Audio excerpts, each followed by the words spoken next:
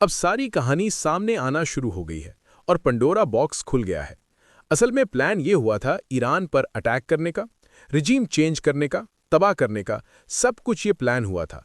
लेकिन last moment के ऊपर मामला क्या हुआ? सबसे पहले समझिए, हुआ यह है कि इजराइल को इत्तलात मिली कि ईरान डिमोना को उड़ाने के लिए जा रहा है। डिमोना, जी हाँ, जहां पर न्यूक्लियर प्रोग्राम है।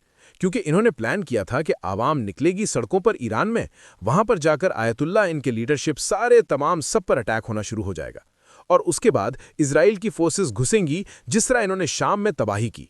सबसे पहले न्यूक्लियर फैसिलिटीज तबाह होगी, बैलिस्टिक मिसाइल प्रोग्राम तबाह होगा, ये सब कुछ होगा।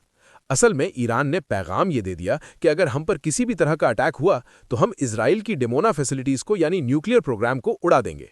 अब हुआ क्या कि वहां पर इन्होंने जितने शेल्टर्स थे वो ओपन कर दिए।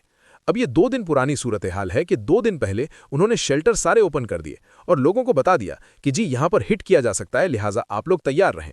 अब जो डिमोना के अंदर यानी जो मेयर था उसने ऑर्डर जारी कर दिया कि तमाम के तमाम शेल्टर्स ओपन कर दिए गए हैं, किसी भी वक्त यहां पर अटैक होने वाला है। जब पता ये चला कि इजराइल पर अटैक होने जा रहा है और इस दफा सीधा डिमोना पर हिट करेंगे, तो इन्होंने फिर ट्रंप को भी कहा और सूरत हाल के अब ट्रंप उधर नेतन्याहू पर बरस रहा है क्योंकि एहतजाज करने वालों से फ्रूटफुल रिजल्ट नहीं आ रहा। अब तैयारी ऐन मौके पर वापस आना।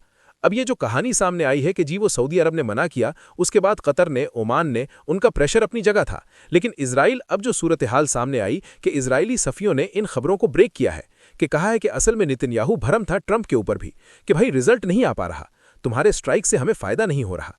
देखिए, नेतन्याहू ग्रीस चला गया था, इजराइल पूरा हाई अलर्ट था, तो उनको परेशानी यही थी कि अगर ये यहां पर ये कामयाब नहीं होता, यानी जो प्लान असल में जो ट्रंप को दिया गया था कि आप मिलिट्री टारगेट्स को हिट करें या फलाना करें, उसने कहा इससे रिजीम तबाह नहीं होगा, हमें अटैक चाहिए ईरान पर ऐसा कि जिस अटैक में असल में ईरान दोबारा हम पर अटैक न कर सके।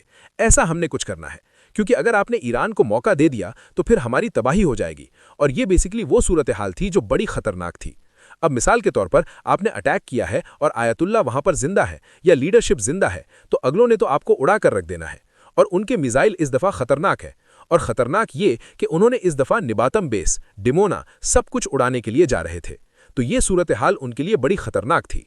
असल में नेतन्याहू ये चाहता था कि हम जो अटैक करें वो इतना तबाहकुन हो कि दोबारा ये अटैक करने के काबिल ही ना रहे, जो पिछली दफा असल में किया था। याद रहे, पिछली दफा जो अटैक था उसमें सारे लोग मारे गए थे, उसमें इजराइल ने साइबर हमला भी किया था। इस दफा भी इजराइल ने साइबर हमला किया है। पिछली दफा कामयाब हो गए थे, इस दफा नहीं हुआ। वरना आप बताएं, कोई बेवकूफ़ी होगा कि ऐन मौके के ऊपर आप जहाज़ों को वापस मोड़ ले और कह दें अटैक नहीं करना। ये बेसिकली जो सूरत हाल पैदा हुई है बहुत ज़्यादा खतरनाक है, बहुत